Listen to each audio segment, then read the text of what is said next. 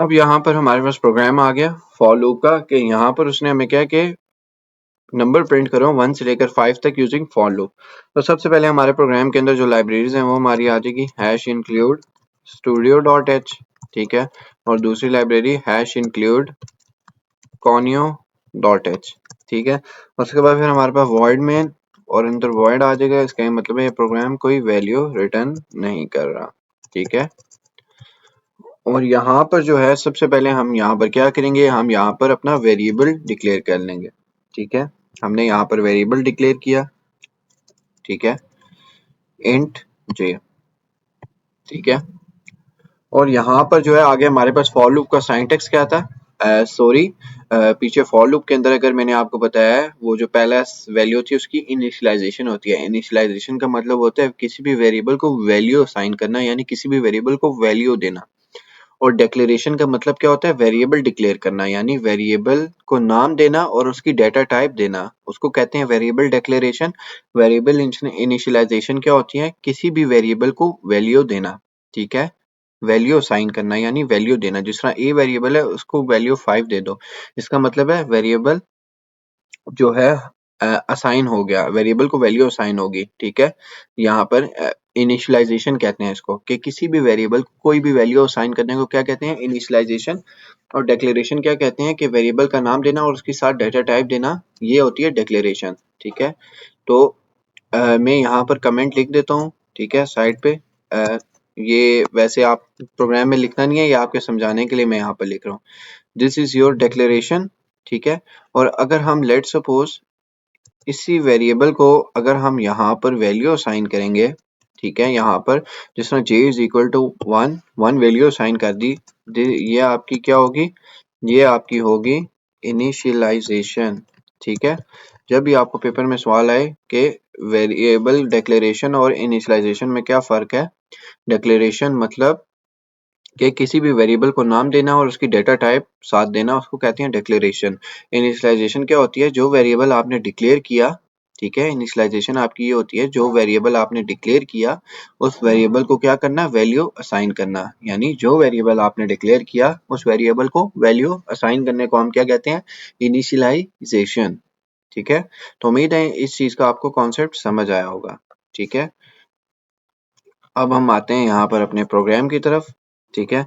यहाँ पर हमने वेरिएबल डिक्लेयर किया और उसके बाद जो है यहाँ पर हम लिखते हैं फॉर लूप का, स्टार्ट करते हैं। फॉर लूप का सिंटैक्स क्या था, पहले हम वेरिएबल को वैल्यू इनिशियलाइज पहले हम क्या करते हैं, इनिशियलाइजेशन, यानी जो वेरिएबल है इसको वैल्यू असाइन करना।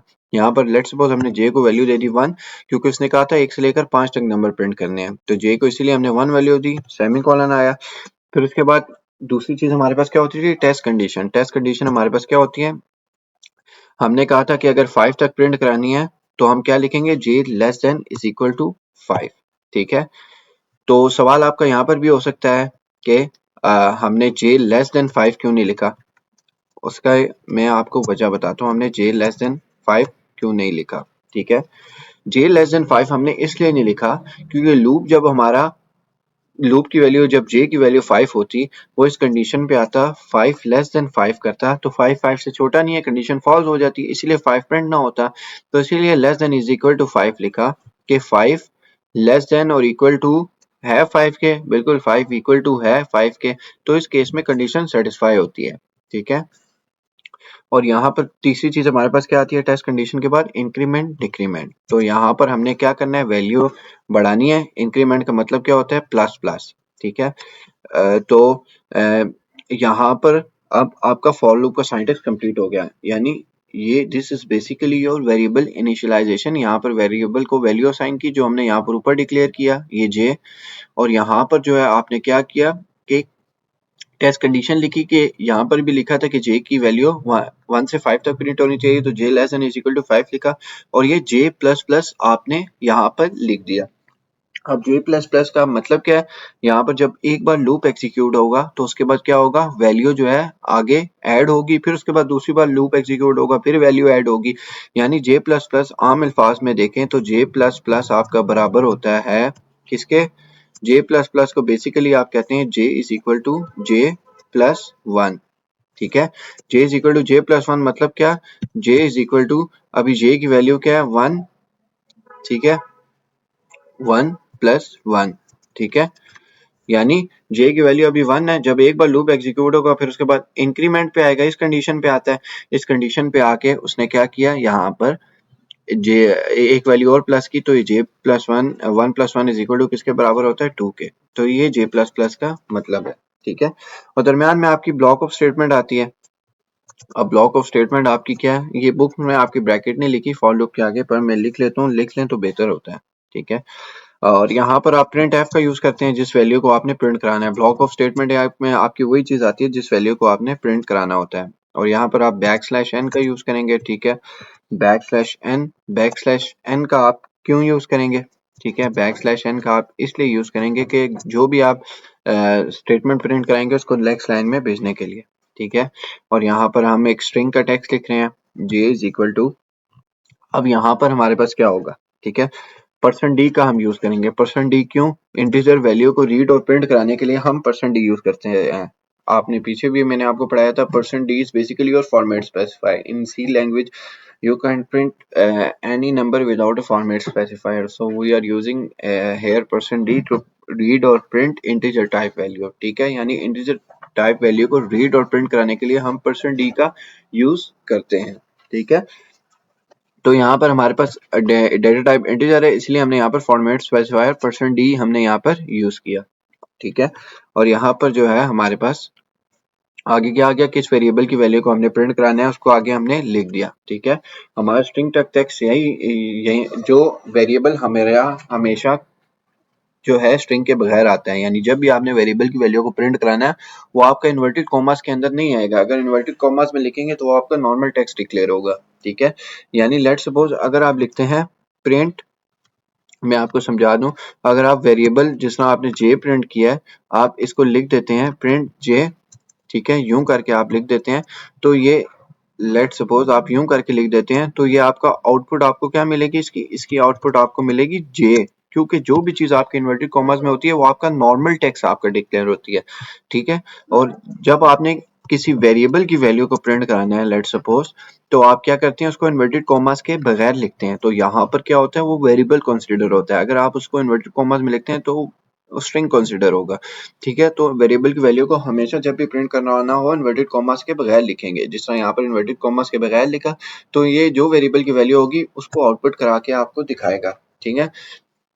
और यहाँ पर जो है एंड में हमारे पास सेमीकोलन आ जाएगा, ठीक है। और एंड में यहाँ पर हमारे पास क्या आता है, ठीक है, यहाँ पर हमारे पास गेट ch आ जाएगा, ठीक है, गेट ch, ठीक है। और यहाँ पर हमारे पास क्या आ जाएगा, ब्रैकेट बंद, ठीक है।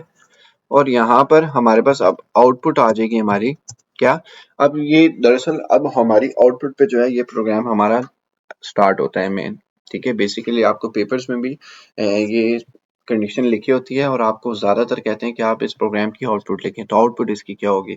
अब पहली बार क्या थी, फॉर लूप से जो है यहाँ पर हमने वेरिएबल डिक्लेयर किया, प्रोग्राम हमारा यहाँ से स्टार्ट होगा, यानी यही चीज हमारी प्रिंट होगी, ठीक है, ये फॉर लूप से। तो फॉर लूप में सबसे पहले वेरिएबल की वैल्यू क्या थी, वेरिएबल को वैल्यू असाइन की थी 1, क्यों, क्योंकि 1 से लेकर 5 तक नंबर प्रिंट कराना था। तो j की वैल्यू करंटली अभी क्या, फिलहाल j की वैल्यू हमारी 1 है, तो j की वैल्यू 1 है, ठीक है, फाइन।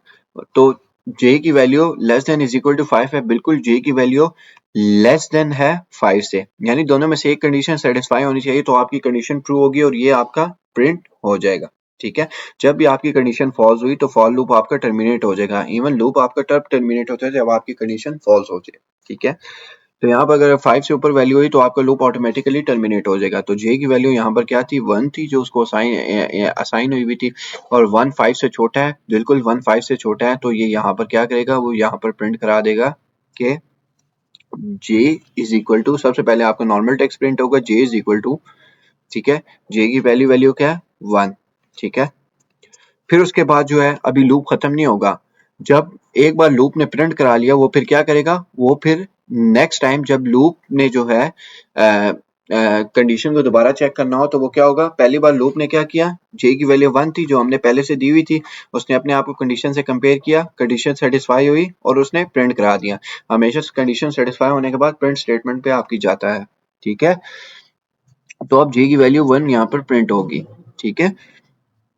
फिर उसके बाद जो है अब जो है उसके बाद जो है यहाँ पर अब j की वैल्यू क्या थी 1 थी।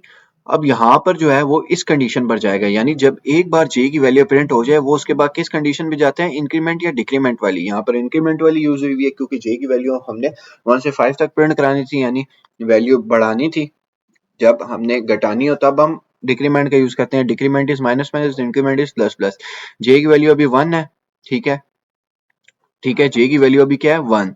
j गया इसके पास, ठीक है, सबसे पहले इसने यहाँ पर क्या किया, j के अंदर एक वैल्यू प्लस कर दो। तो j के अंदर एक वैल्यू प्लस करो, तो मैं यहाँ पर आपको एग्जांपल दे रहा हूँ, j is equal to j plus 1 किसके बराबर होता है, बिल्कुल j की अभी वैल्यू क्या है 1, 1 प्लस 1 क्या होता है, ठीक है, j की अभी वैल्यू क्या है 1, ठीक है, और 1 प्लस 1 हमारे पास क्या होता है, 1 प्लस 1 इज इक्वल टू 2, ठीक है। ये आपकी कंडीशन बनती है, यानी j की अभी वैल्यू 1 है, j गया इस कंडीशन के पास कि j में एक प्लस कर दो, j की वैल्यू 1 थी, 1 में एक प्लस हुआ, 1 प्लस 1 2 होता है, फिर j की वैल्यू अभी क्या हुई 2, 2 less than is equal to 5, बिल्कुल 2 लेस देन है 5 से, तो कंडीशन सेटिस्फाई हुई, तो यहाँ पर क्या प्रिंट हो जाएगा, j इज इक्वल टू 2। फिर उसके बाद अब j की वैल्यू क्या है 2, j इस कंडीशन के पास गया, j में एक प्लस कर दो, 2 प्लस 1 क्या हुआ 3, j की अभी वैल्यू क्या है 3, 3 less than is equal to 5, 3 less than 5 से है, बिल्कुल है, j इज इक्वल टू 3, यानी कंडीशन सेटिस्फाई होने पर आपकी j की वैल्यू प्रिंट होगी जो करंट चल रही होगी। अब j की वैल्यू क्या है 3, ठीक है, और यहाँ पर j में एक प्लस कर दो, 3 प्लस 1 क्या होता है 4, ठीक है, j की वैल्यू क्या है 4, ठीक है, 4 less than is equal to 5 obviously है, तो यहाँ पर j इज इक्वल टू क्या आ जाएगा 4, ठीक है, और अब j की वैल्यू क्या है 4, ठीक है, j के अंदर एक वैल्यू प्लस कर दो 5, ठीक है, तो j की वैल्यू 4 थी, j के अंदर एक प्लस हुआ तो 4 प्लस 1 क्या होता है 5, तो 5 less than is equal to 5, 5 5 से छोटा नहीं है मगर 5 5 के बराबर है, तो j की वैल्यू यहाँ पर कंडीशन सेटिस्फाई होने पर क्या हो जाएगी प्रिंट, क्या हो जाएगी प्रिंट, ठीक है, j इज इक्वल टू 5। अब j की वैल्यू क्या है 5, ठीक है, j में एक प्लस कर दो, 5 प्लस 1 क्या होता है 6, ठीक है, 6 less than is equal to 5, ना 6 5 से छोटा है ना 6 5 के बराबर है, तो इस केस में क्या होगा, क्योंकि अभी j की वैल्यू 5 चाह रही थी, j की वैल्यू 5 चाह रही थी, ठीक है, j के अंदर एक प्लस हुआ 6 हुआ, ठीक है, 6 less than is equal to 5 बिल्कुल नहीं है, तो ना 6 5 के बराबर है ना 6 5 से छोटा है, ठीक है, तो इस केस में क्या होगा, जब हमारी कंडीशन सेटिस्फाई नहीं होती तो उस केस में क्या होता है, लूप को टर्मिनेट करके प्रोग्राम बाहर आ जाता है, यहाँ पर आपका प्रोग्राम खत्म हो जाता है। अब यहाँ पर क्योंकि j की वैल्यू जो है हमारी कंडीशन से बड़ी हो रही है, ठीक है, ना j की वैल्यू 5 के बराबर है ना 5 से छोटी है, तो इस केस में क्या होता है, जब आपकी कंडीशन सेटिस्फाई ना हो रही हो, ये जो आपकी टेस्ट कंडीशन है, जब आपकी ये टेस्ट कंडीशन सेटिस्फाई ना हो रही हो, तो इस केस में क्या होता है, इस केस में ये होता है कि प्रोग्राम जो है यहाँ पर टर्मिनेट हो जाता है, ठीक है, और जो आपकी एक्चुअल आउटपुट आपको दिख रही होती है वो दिखा देते हैं, जिस तरह यहाँ पर आपको आपकी आउटपुट डिस्प्ले करा दी जे की 1 2 3 4 5 वैल्यू डिस्प्ले होगी, ठीक है, तो ये इतना सा प्रोग्राम था। मैं आपको दोबारा बता दूं, ठीक है, फॉर लूप यहाँ से स्टार्ट हुआ, ये जो वेरिएबल को आपने वैल्यू इनिशियलाइज की j is equal to 1, j की वैल्यू क्या थी 1, j ने अपने आप को टेस्ट कंडीशन से सेटिस्फाई किया, 1 5 से छोटा है बिल्कुल है, तो यहाँ पर 1 प्रिंट कर दिया। अब j की वैल्यू क्या 1, ठीक है, यहाँ पर j में एक प्लस हुआ, ठीक है, जब भी आपकी एक बार कंडीशन प्रिंट होगी, यानी ये जो आपकी वैल्यू शुरू में इनिशियलाइज होती है, ये टेस्ट कंडीशन से जब कंपेयर होती है, अगर कंडीशन सेटिस्फाई और प्रिंट होती है, तो उसके बाद आपका इस कंडीशन से कोई लेना देना नहीं होता, ठीक है, उसके बाद सिर्फ आपका लेना देना होता है इन दो कंडीशन से, इन दो कंडीशन से किसका लेना देना होता है, जिस तरह j की वैल्यू यहाँ पर 1 थी, वो सबसे पहले इसके पास आएगा, यहाँ पर कहेगा मेरे में एक ऐड कर दो, 1 प्लस 1 2 हो गया, फिर उसके बाद इसके पास आता है 2 5 से छोटा है, तो 2 5 से छोटा था, तो उसने यहाँ पर j की वैल्यू 2 प्रिंट कर दी। इस तरह अभी करंटली j की वैल्यू 2 है, तो वो इसी तरह इसके पास आया, ठीक है, उसने कहा मेरे में एक प्लस कर दो, 2 प्लस 1 3 होता है, 3 less than is equal to 5 है, तो यहाँ पर ये प्रिंट कर दो, यानी हमेशा जब टेस्ट कंडीशन सेटिस्फाई होगी उस केस में ही प्रिंट होगा, टेस्ट कंडीशन फेल होने पर आपका प्रोग्राम खत्म हो जाएगा। अब j की वैल्यू 3 थी, ठीक है, 3 के अंदर एक प्लस कर दो, 4 4 5 से छोटा है बिल्कुल छोटा है, तो उस केस में उसने प्रिंट कर दिया j की 4। अब j की वैल्यू 4 थी, 4 प्लस 1 5, ठीक है, और 5 5 से छोटा है बिल्कुल छोटा है, अब j की वैल्यू यहाँ पर 5 थी, 5 में एक प्लस किया, ठीक है, और 5 को टेस्ट कंडीशन से कंपेयर किया, ठीक है, तो यहाँ पर आपकी कंडीशन फॉल्स हो रही है। जब भी आपकी कंडीशन फॉल्स हो रही है तो उस केस में आपका प्रिंट नहीं होता, प्रोग्राम टर्मिनेट हो जाता है। यानी हमने ये देखा कि इनिशियलाइजेशन का लेना देना सिर्फ शुरू में है, यानी जो आपने वैल्यू इनिशियलाइज होती है वो पहली बार टेस्ट कंडीशन से कंपेयर होती है, उसके बाद आपका इनिशियलाइजेशन से लेना देना नहीं है। फिर उसके बाद जो आपकी वैल्यू आउटपुट में होती है तो वो फिर उसका इंक्रीमेंट होता है, यानी उसमें एक वैल्यू ऐड होती है, फिर उसके बाद टेस्ट कंडीशन से कंपेयर होती है। ठीक है, तो जिस तरह मैंने आपको समझाया, इनिशियलाइजेशन आपकी तब यूज होती है जब आपको शुरू में वैल्यू किसी भी वेरिएबल को असाइन की होती है, उस वेरिएबल को टेस्ट कंडीशन से कंपेयर करना होता है। ये आपकी इनिशियलाइजेशन है, ये टेस्ट कंडीशन है और ये इंक्रीमेंट है। ठीक है, इंक्रीमेंट मतलब एक ऐड करना और डिक्रीमेंट आपका होता है एक माइनस करना। तो उम्मीद है आपको ये फॉर लूप का कॉन्सेप्ट समझ आया होगा।